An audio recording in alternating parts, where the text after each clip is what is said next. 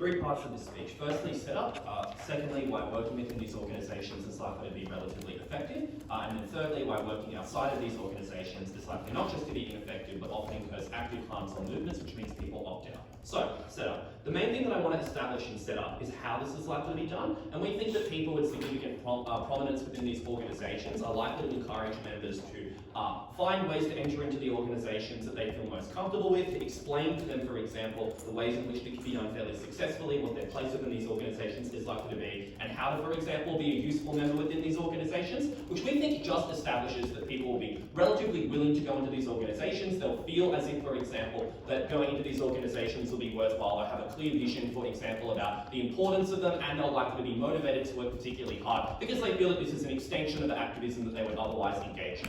Happy to take a point of clarification, but I think that's relatively straightforward. So, two arguments in this speech. The first argument is just to explain why individuals, when they enter into these... Sure. Is the intention that you do this kind of like secretly so the police don't realise you're trying to like subterfuge and reform them? No, I think it's fairly obvious that you can just be like, we think it's valuable that people go in these organisations to create diversity, for example, so there's greater representation. I think it's pretty unlikely that police would be able now to openly be like, oh, you're a person of colour, we're not hiring you, right? Like there are clear laws against that sort of thing. And even if they thought they were there for that reason, I'll still later go on to explain why they would be promoted to positions of relative importance, and even if they weren't, that would still be sufficient for them to get meaningful change. So, first argument then, why they're likely to be relatively effective within these organisations. This argument then has two parts. The first part is explaining why a sufficient amount of people will enter into these organisations and why from there you'll get enough of them to be in high positions of power. The second part of the argument will then explain how when they're in those positions and those organisations, they're likely to create meaningful forms of change. Under the first part, there are 5 reasons to suggest why people would enter into these organisations and they have sufficient leverage within it. The first thing is just that at the point at which there is a shift in the dialogue of like activist groups pushing for this, there's therefore a huge amount of media, attention on this. There's far more public scrutiny, and that's often a form of,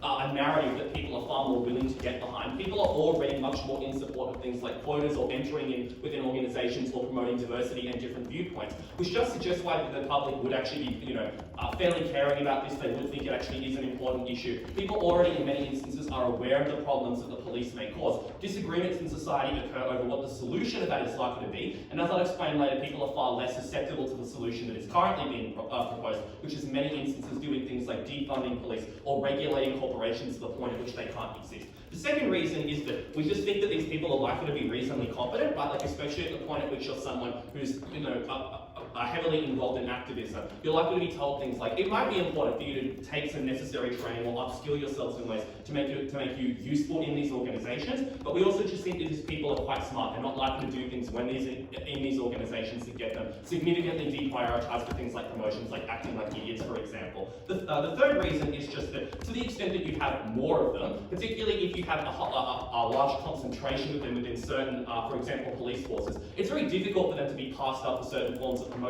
But, as fourthly, even if none of them ever got promoted in the first place, at least this aligns the incentives of people at the ground who are carrying out certain forms of policy in places like the police department with the people at the top, which means even if you don't believe that there are a huge amount of police commissioners, for example, that are now people of colour or activists, for example, it's still, that's still enough for us to claim that the incentives would have to be similarly enough aligned that there wouldn't be internal backlashes in the organisation. And the fifth reason is just that the burden on this argument is actually quite low, for the reason that you only need to get 1 or 2 people into quite high positions of power for that to actually result in a large amount of change, because people often have voting rights on things like boards. You need to appeal to them. You need to ensure that you make everyone happy in many instances to get policy passed. So, the second part of this argument is then to explain how they'll be effective in creating change within these organisations. There are 5 reasons here. The first is that obviously now you have much greater knowledge of how the system works, which means you're far more able to do things like pull up tricks. You're able to do things like align yourselves with individuals to create majorities in voting boards, for instance,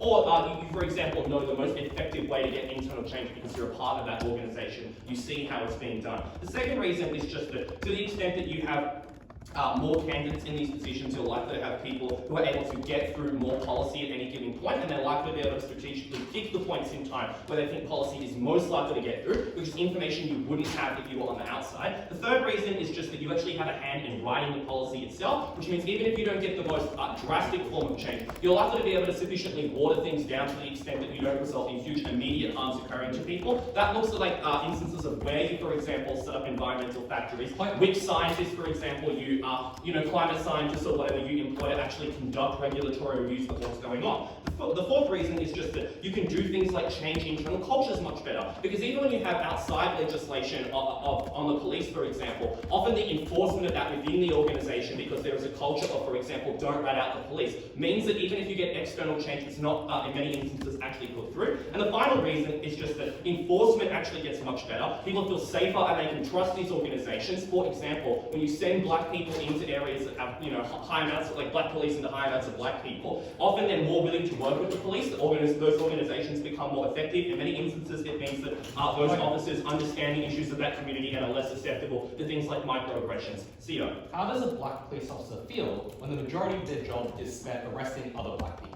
So the first thing to establish is just that they don't have to do this in particularly pernicious ways, which would explain why they wouldn't necessarily feel bad about it. And the second response is to explain what I say instead, which is that to the extent that they feel like they're doing an important part of their activism, I think they can use that as a justification for the parts of the job they don't like. But now I'll explain why fighting outside of that is likely to be ineffective. 3 reasons as to why politically this is unlikely to work, and so doing it externally. The first is that often you have to reach a critical mass, which for the reasons I earlier explained, people don't want to engage in. It's things like taking away people's jobs, for example, or people believing that the police is sufficiently important that we shouldn't tear them down or completely defund them. The second reason is that you just need large amounts of money, which these groups are often unable to attain. And the third reason is that you often need incredibly high amounts of excess. Like reforming an entire organisation needs to occur, often immediately when you pass a specific policy through, whereas our forms of policy or, changes can go into the long term and they can occur much more gradually.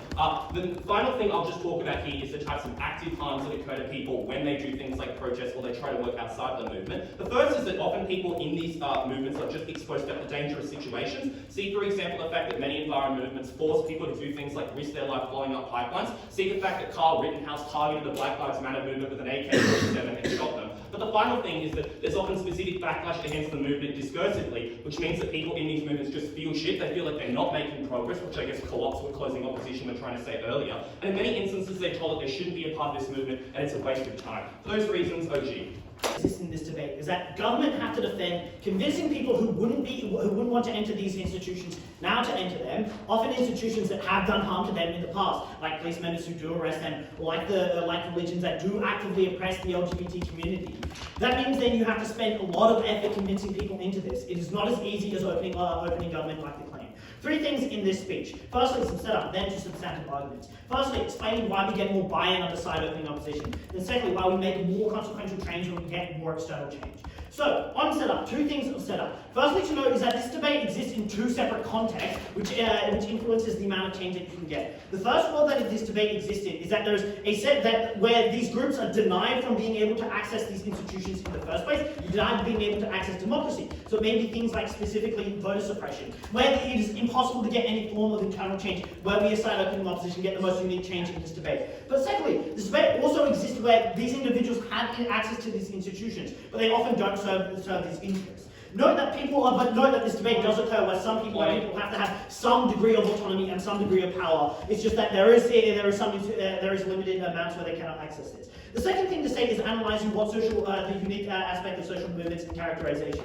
2 things. Firstly, social movements have limited capital because they often have limited buy-in from people in society. You rely on the amount of people within the movement in order to get change because they're the ones who actually create the change. You don't have a lot of money because you don't have, say, companies sponsoring you, and because they're often separate to institutions. So that means that uniquely in this debate, you value buy-in highly because it's the most unique the largest unique form of change that you can get. But secondly, the social movements are meant to serve the interests of the people because these people within that they're representing give them power and legitimacy. So ultimately, what looks like we're supporting on the side of opposition is probably things like protest, the creation of new parties, and other forms of groups. So first substantive argument, why you ultimately get more buy-in, both internally from people in the movement and externally, which allows you to get more legitimacy and more change in general. So why do you get more change internally? internally. Note that if there is no if you can't enter the institution in the first place, then you can never get change. So we uniquely are able to empower individuals by pushing for external change where they get in the context where they cannot access these institutions whatsoever. And that in itself is the largest form of buy-in because people are not actually making form of change. Flipping the very last bit of material about no change from the end of leader of Prime Minister. But in the point in the context and other contexts where they can, there are four other reasons why it's very hard to get internal change. Firstly, people often don't want to enter these institutions because they have hurt them or their community in the past. The police do arrest minorities, and you see that very viscerally. You have experienced this yourself. Or religions and churches have oppressed you as some member of the queer community, and this is something that you just do not want to engage in. It takes a lot of effort to convince individuals to engage in these movements. Secondly, often there are narratives of distrust around these institutions. That is, your parents or your community teach you not to trust these institutions because they can harm you. They teach you not to trust the police because they can arrest you and they can be harmful to you. So you have to convince these people of long amounts of teaching that these institutions are bad, that you should avoid these institutions, and that probably takes a lot of effort. You probably cannot get these people in the first place. Thirdly, the third thing to say is that these people there's often just you have to give up a lot of your time. You have to give up basically your lifetime to enter these institutions. That is, if you want to enter the place, you have to give up whatever career plan that you had beforehand, and that takes a lot of effort and convincing, especially when people weren't thinking about doing this beforehand. But fourthly, people weren't wanting to participate, so you have to spend effort in convincing them. The unique harm of this then, just unique alone, is that you fracture the movement. And that, firstly, is just an immediate principal failure of these social movements themselves. But you should also then weigh,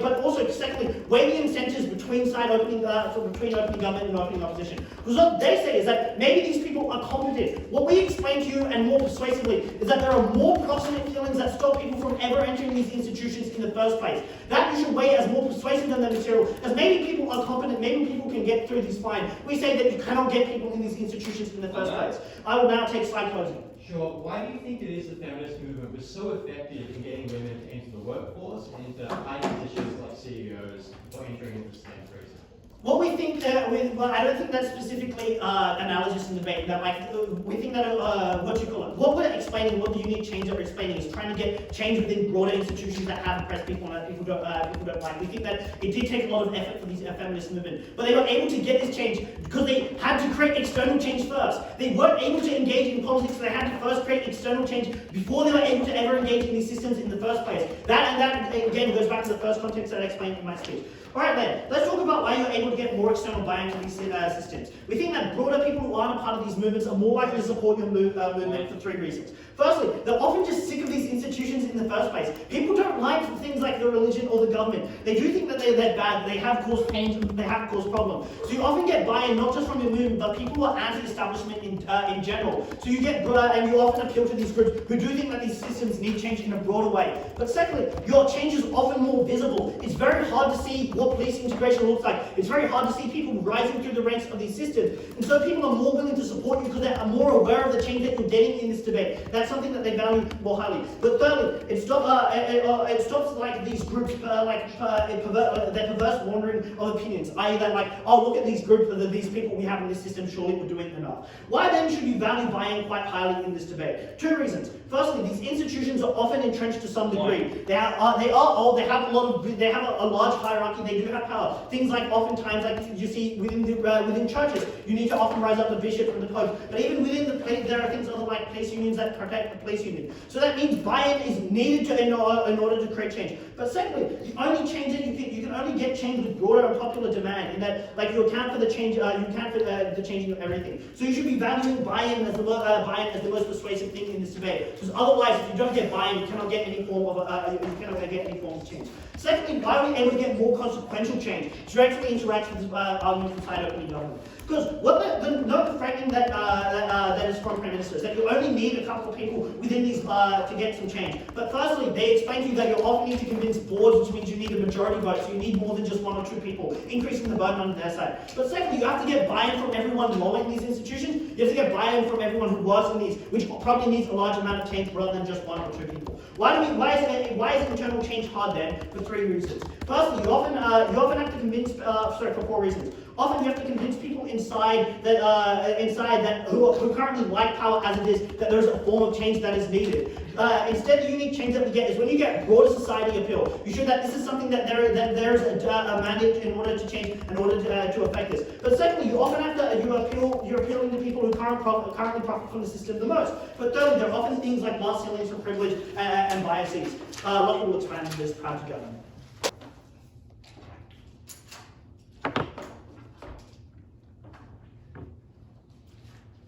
3 things in this speech. Firstly, I'll explain why the opposition pushes about why this is likely to be ineffective don't work.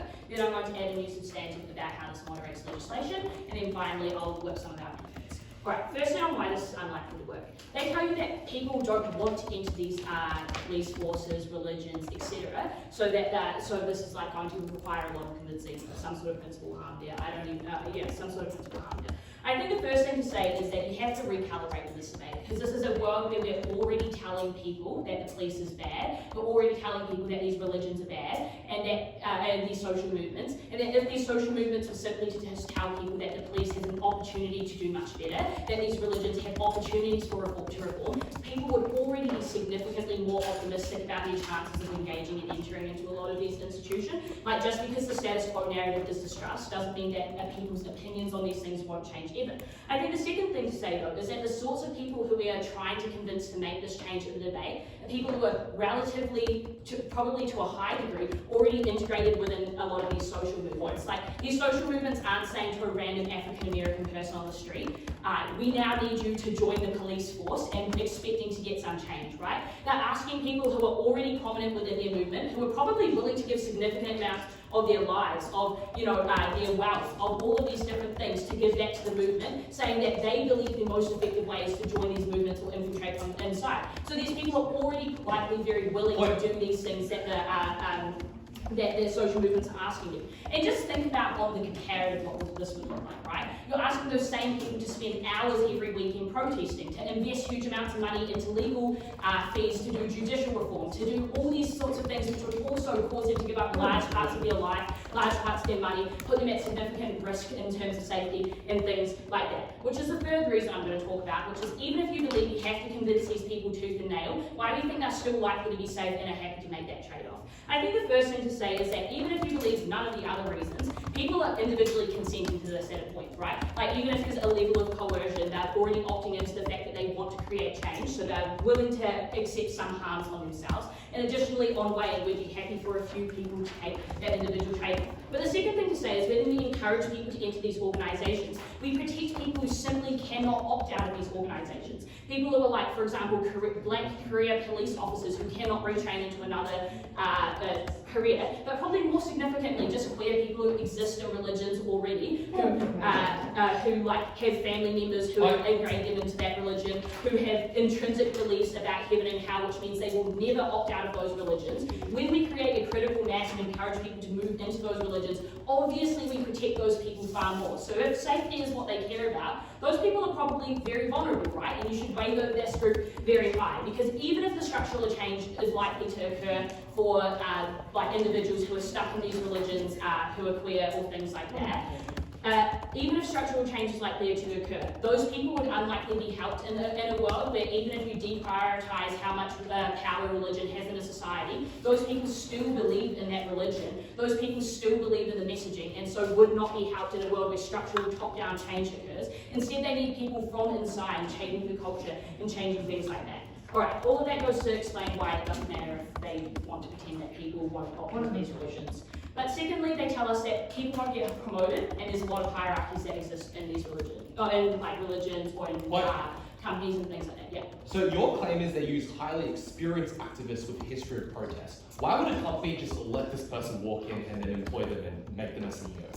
There isn't like some dichotomy between either you're like Nelson Mandela or like you're a random person who's never done anything, right? Obviously, there's a lot of nameless, faceless people who still turn up to things like Black Lives Matter, who probably you know would be really great to go into the police force. But additionally, like even if they were someone with a big name or something like that, police forces might actually want to include those sorts of people for PR reasons, for all of the image reasons Ben explains at the end, right? Secondly, on the idea of these hierarchies existing and you not getting promoted in them, I think that this is like quite quite a narrow view on what this policy might look like within religions. Like the first thing to say is that there might be a strategy of just flooding lots of people into these different organisations to create a critical mass within the organisation to want to do things. That probably would be a really effective strategy in, say, areas where African American people are dominant in that suburb and would be quite good at filling up the whole police station and being able to create reform within that police station which benefits that whole African American suburb, right? But additionally, so it doesn't just matter about getting promoted if you can put enough people into the organisation. But secondly, in areas where there might not be an African American majority, probably would be likely that an African American individual would get promoted in a nearly an all-white police station for the reasons that Ben highlights, right? The fact that they have to contend with all of the public pressure in a world where there's all this discussion going on. Promoting these people would be very valuable. Within companies, it's valuable to have diversity to help preempt what the market's going to think about things and what the market's going to say about things. So even in areas where there's not very many people to engage in, not many people to put into these companies, there's still a huge benefit from putting one individual in a company, which honestly is all we need to get basically all of our outcomes, right? Alright, on our new substantive. I think the next thing to say is that in a world where you're encouraging people to enter into these organisations, you still support things like legislation from like political legislation. You still support things like judicial reform and things like that. Why is that far more effective on our side of the house? The first thing to say is that being a part of these organisations will help these social movements moderate what types of legislation they push for. They firstly get far more information about what these institutions do and know which areas they should target. But they secondly understand palatability far more, and what these organisations are trying to achieve and what things would be at odds with it, which gives them huge amounts more information to help focus their structural reforms, which create them far better on our side of the house. But secondly, having people within these organisations will help legitimise the reforms going out to people in the public, right?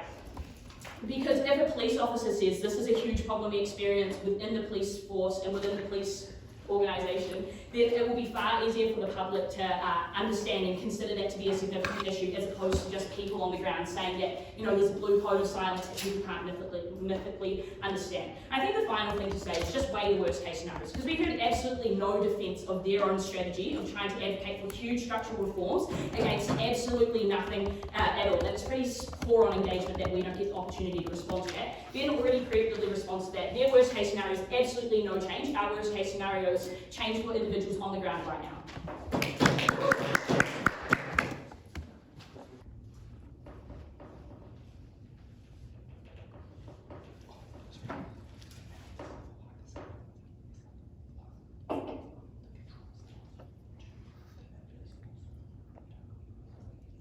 Opposing government will win this debate independently in two ways. Firstly, it will demonstrate this is likely to weaken the movements, which is an independent arm we should care about regardless of results, but then we'll explain why the comparative efficacy of internal change is far greater than that of external change. Let's start with the argument on the movement. We're going to point out that to some extent practical change that both teams seek to identify is probably contingent on the movement being cohesive and the movement being large, because that is a tool that is used in order to convince people to change. The movement is necessary for determining strategy, for convincing people to engage in advocacy, for motivating people, for maintaining a coherent message. We will demonstrate that our policy is likely to be attractive to new members and to energize existing members, or theirs is likely to repel people. Why is that likely to be the case? Firstly, we point out that the big problem with engaging in activism is that nothing ever changes. You go out for a march, you go out and kind of do your picketing, whatever, but nothing really seems to happen. It's very easy to feel like those things are hopeless. By contrast, our policy allows for immediate change. You become a police officer, and immediately you have control over how you interact with people in your community. You have the chance to help people who otherwise would not. You have the capacity to not engage in practices that you otherwise would not. The same is true for all the other examples that flow through this debate. On our side, you feel like you have an immediate impact which is energizing and deals with the biggest problem for side opposition. But secondly, we point out that a big problem is that external opposition to institutions prevents you from engaging with those institutions, and the average person wants to be able to engage with the institutions we discuss in this debate. If you're a queer religious person, when you are part of an anti-religious queer movement, you feel like you have to give up a part of your identity. You feel guilty if you engage in religion, or you feel like you have to give that up. By contrast, on our side, you still feel like you're able to do both, and that is more likely to encourage those people to join the movement and to engage in it very actively. For example, when you're a young graduate, environmentalist movement that says that you need to take a shitty activism gig at an NGO that pays $30,000 a year instead of going to work for a big oil company that'll pay you $200,000 a year, that is an unattractive proposition. You don't want to join that movement. Maybe you care a bit about the environment. Do you care about it enough to massively reduce your own quality of life, your earning potentials, your career success,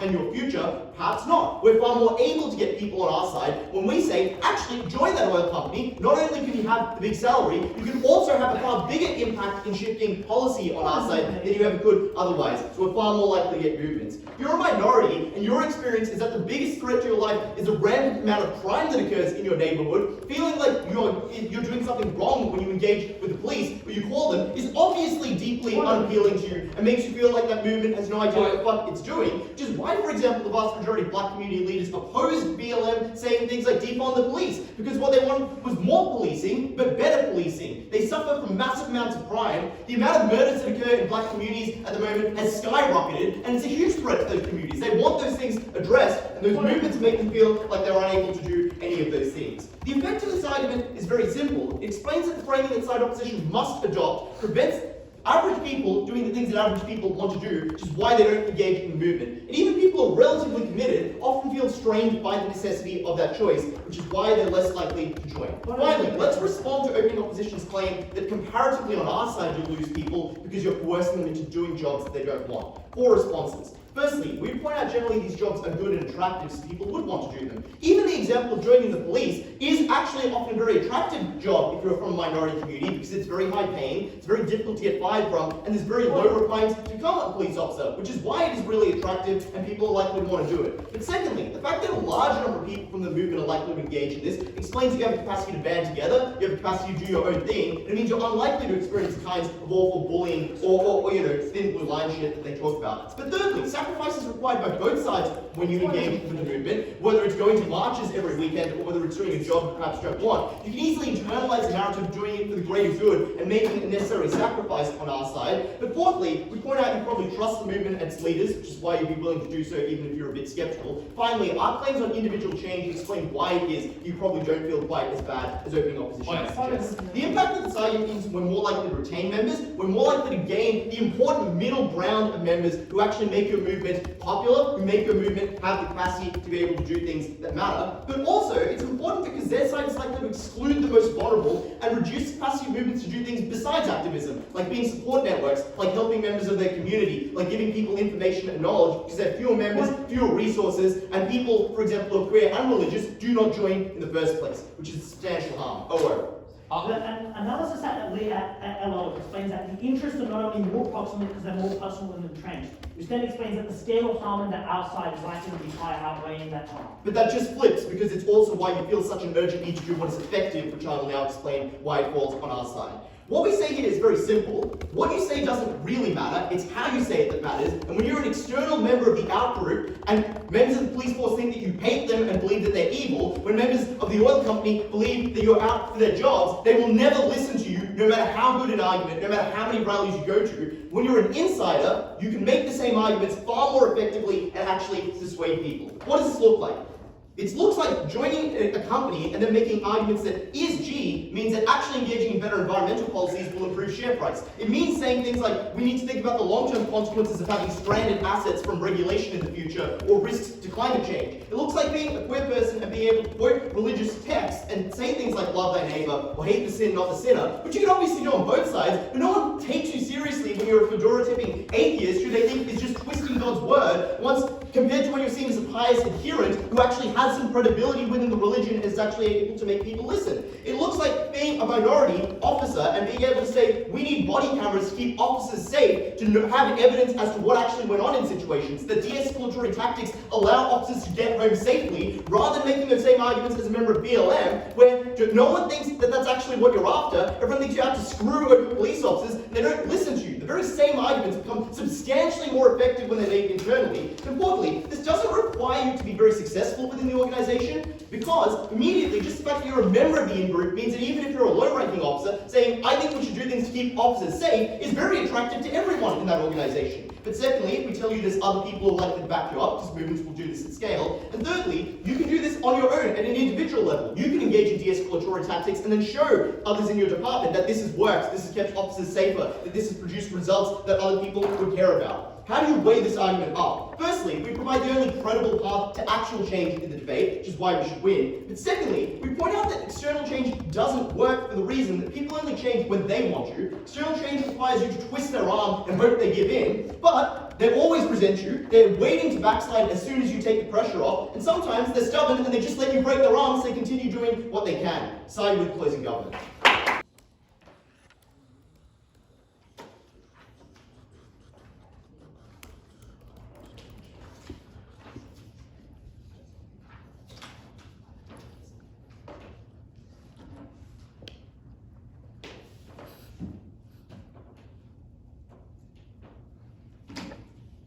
The imperative for structural reform is largely inevitable in society. Virtually every single mining corporation on their website has a tab that talks about environmental sustainability. Every police department has set up public relations kind of departments. The actual question of this today is, do we force these organizations to change substantively in the ways that we want them to, or do we allow them to capture members of the minority so they can effectively undermine the message that we're going for and effectively diminish the reform that they're able to get because they can greenwash the kinds of policies and the kinds of changes that they're doing for the guise of the fact that they have representation? Our extension will explain this question. The intuitive question you have to ask is the one that I give to OG and a POI, which is like, if you have like all of these activists who presumably have activist history and are super committed, or if not are active activists and are secret infiltrators, are still people who are black, for example, are still people who are LGBT publicly, and these organizations know that this is part of a group that they've historically discriminated against or feel highly suspicious towards,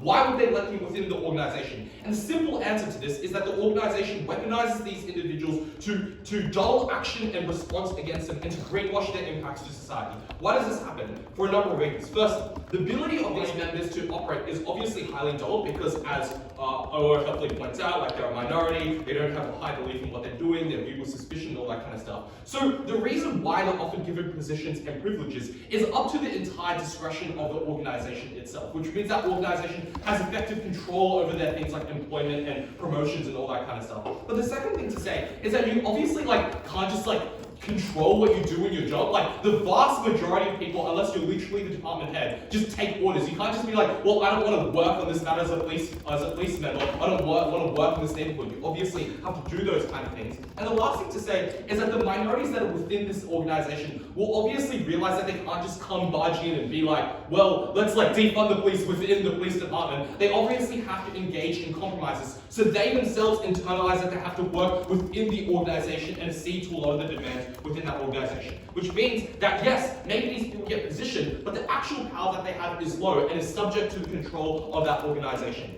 And importantly, these people are highly useful to that organization. Firstly, that organization can demonstrate tokenistic change. They can, as both government benches have pointed out, use them for PR and use them to demonstrate diversity. And the reason why this is so effective is that the way that these organizations operate is highly untransparent, and the public usually uses signals of change, right? So for example, that is why companies can get away with greenwashing, because they can just say, well, we're doing environmental sustainability, or police can say, we have black police officers, and that looks really good on your Facebook change, then people perceive that there is change, because no actual people in the public actually read the governance reports of companies when they're going to vote, and this perceived change is enough to change their minds. Secondly, they can use this to dull and reduce incoming criticism. They can use, for example, environmental activists to use environmentalist rhetoric when writing their ESG policies. They can, for example, use a black minority as a representative spokesperson whenever police brutality has happened. They can use this to kill arguments about discrimination. Because when black police officers are the ones that are doing over-policing and brutalizing people, they can say, well, it's not a racism issue. It is just that black people commit more crime and are highly violent, and these are the responses we need to deploy. And that's why even our black police officers are resorting to these kind of measures, but also they can use this to distract and divert action. And this is something companies do all the time. They can play whack-a-mole. They can say, well, our company has our company has like environmentalists, but these companies don't, and that's the company that you should go after. But thirdly, you increase the conflict of goals within the movement because they can now position and contrast the people within their organization to the external protesters. They can say, look at those external protesters that are burning down departments and all that kind of stuff. They're highly unreasonable. They're violent. But look at the people within our organization. Look at this reasonable black man or reasonable environmental protester who wants to work within the organization in order to approach environmental sustainability in a really reasonable way. So those are all the ways that they use to destroy literally how these movements operate and reduce the action. And this obviously comes at a massive opportunity cost of external movements, but before that I'll take a point from Cody. Yes, so it's ridiculous to think that corporations wouldn't hire minorities and that activists would do this in the worst possible ways, and the entire premise of your extension, which is that structural reform is inevitable, prove those things. So structural reform is pretty inevitable empirically. I think that's hard to argue against. The stuff about like them acting effectively is actually a mechanism for our side because I actually explained that your desire to act effectively means instead of barging you engage in compromises, and that's the kind of thing that corporations use. And I forgot the last question, but I'm sure Charlie can handle it. The last thing to say, and I just want to deal with Udai's thing about like how people feel empowered once they're the police officer. This is the most salient mechanism for our side because it's hard for you as a member of that organization to realize that these changes are tokenistic, to realize that reform is not being effectively done, because you are the face of that change. You are on those posters. You are the public liaison officer. So even though no net change has been created in society, you feel like a great contributor to that change. That means you've effectively gassed yourself into thinking that you are creating so much change, even though you actually aren't, because you are a police officer. You're no longer the person on the ground that is being arrested, and you cannot sense and see those things that have not been changed. But the second thing to know is that often these people, and this is really malevolent, just get converted into the goals of the organization.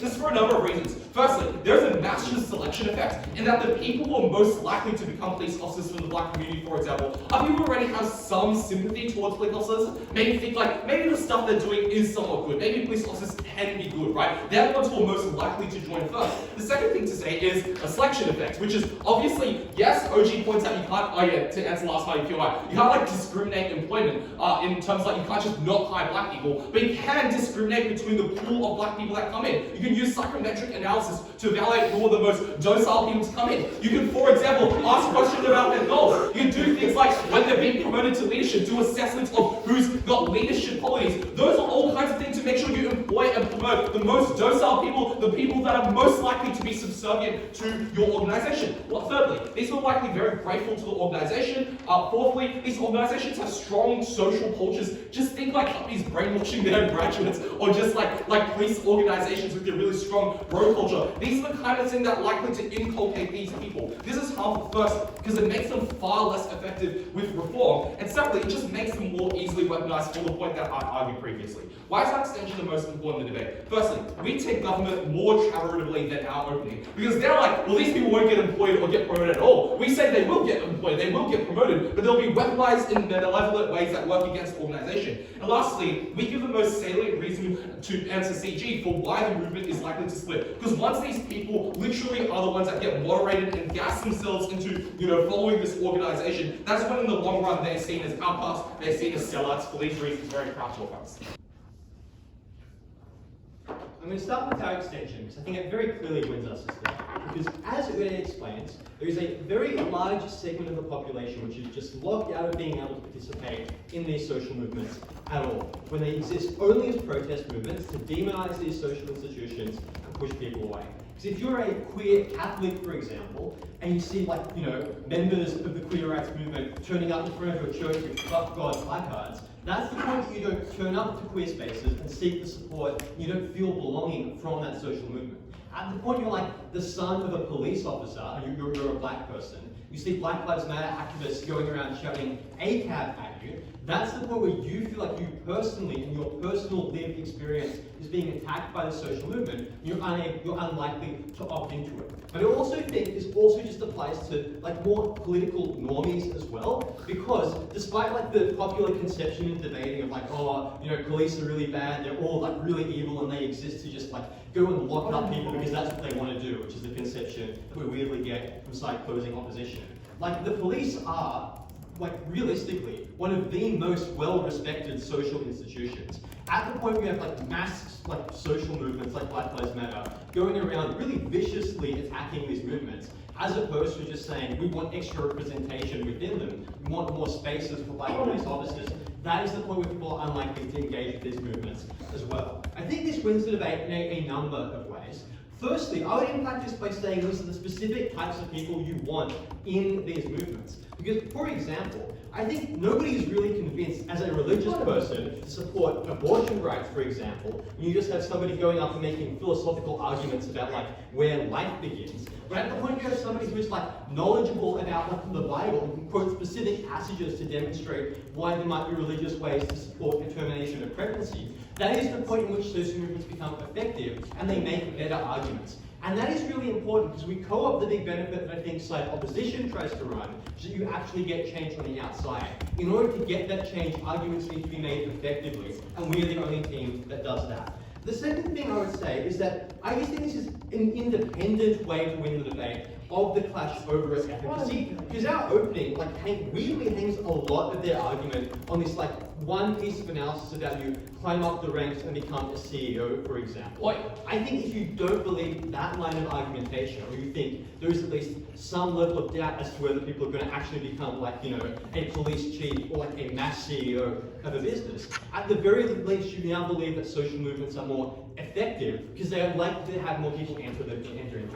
So I think it is an independent way which gets oversight over it. The last thing I would say as well is that we target the most disadvantaged and people we care about the most. For example, a queer Catholic that does not access spaces that are there to support them, does not associate with people that have similar lived experiences because they are so deeply pushed away from the movement. These are people who do not have support networks in place. We allow them to access them on side closing government. Now let's deal, I'm going to deal with side closing opposition independently. Before I do, I'll take a point from them. We don't really care about your small stakeholder in these blogs. We care about the majority of African Americans who live and breathe brutality and want a strong and effective response. Oh, well, number one, I literally just explained why this increases social movements being efficacious, because you get that response. But secondly, I'm going to give you reasons later on to believe that actually the change which we get within movements actually is quite dramatic. We are able to realistically decrease quite substantially the number of people that are getting locked up and brutalized, and that's for a series of reasons. Let's deal with CO independently. I think the big thing they try to push is that organizations will weaponize this and they'll be very tokenistic and they'll try to greenwash the movement. I think the first thing I would say is that I think they vastly underestimate the amount of agency that a lot of people in these organizations have. An individual police officer has a huge amount of agency. It doesn't matter if you're taking orders or not, to do things like determine whether you're going to issue a caution to someone or put them in the back of your car and take them back to the police station, right? They have a huge amount of agency.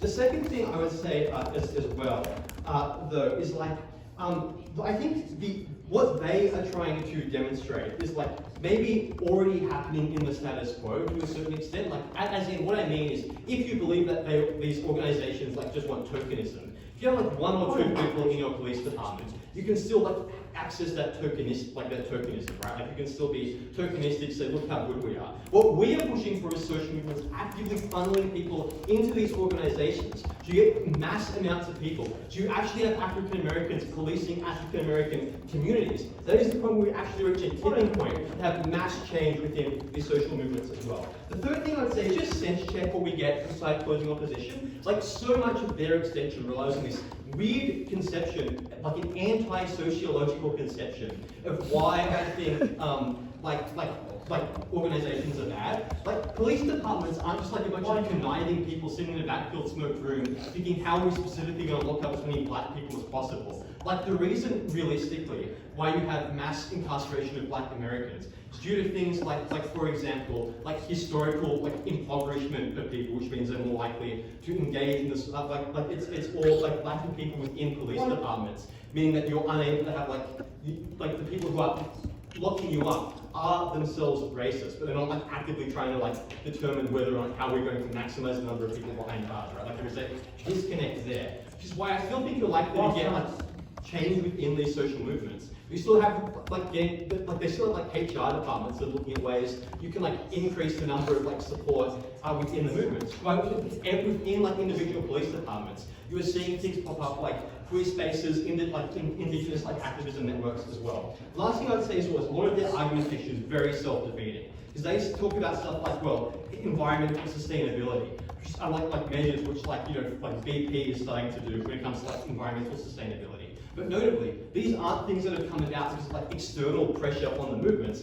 These are things which came within because they thought it was a good investment choice. At the point which you are now actively pushing against that from outside of the movement, there's the point you freeze people's mindset, make them less likely to change because they feel as though they're being attacked as well. Lastly, briefly on opening opposition. Opening opposition, unfortunately, I think, cannot win this debate. So they rely too much on this idea that people are going to be very hurt under the status quo, and that's why they're not going to join, and it's not going to be efficacious. Number one, we get over this independently because we explain how get more people into the movement and the movement becomes stronger. But secondly, I would also just sense check this as well. Number one, this is maybe true of the status quo, but it would not be true at the point where you're making the argument we tell you in extension. That often these are just fairly good jobs. Police is a public sector job, stable, high paying, we're going to be giving people support networks. I think there are ample reasons to believe we have a significant delta with changing the extent that people are very passionate.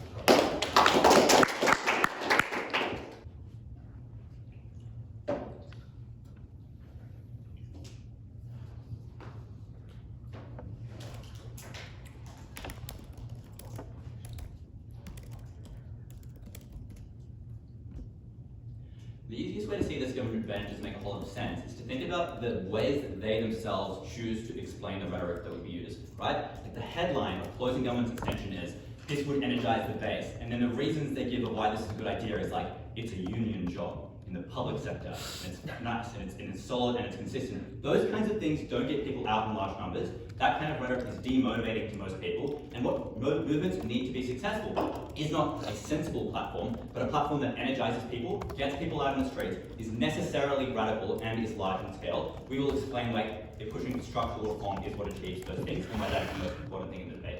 Firstly, I'll respond to closing government, then opening government, and then opening opposition. Firstly, in response to closing government. First extension is to say that people will be more energized now because we're making a better choice. The first issue with this is, yes, maybe to an extent you're able to attract a set of people that are, for example, queer Catholics, but obviously in the same token, you push out people on the opposite end of the spectrum who don't want to engage with these corporations or don't want to engage with religions. What do those people look like? That looks like victims of police violence who actively experience oppression and therefore don't believe there is any merit to the idea that joining the police because you're a path for a black person. It looks like people who have active religious trauma and therefore don't want any association with religions. They then just assert that their set of people is more vulnerable, but they don't do any analytical work to prove it, and I think it's pretty intuitive that the opposite is true. These are the people who are, firstly, just the most motivated to be part of your base, so it's the most important group you want to keep in there. Those are the people that are willing to dedicate time to be a part of a social movement, not someone who is just a queer Catholic or someone who's black and pro-cop. Those people aren't that important. But also they're the people that the social movement has the most debt to, because they're the ones who have been actively harmed and actively hurt by the institutions which these movements are trying to change. Those are the ones who need social movements to be their safety net, to be their social support network. Those are the people that we should try and keep in those movements. But secondly, I just don't understand how you energize people on both sides of their message.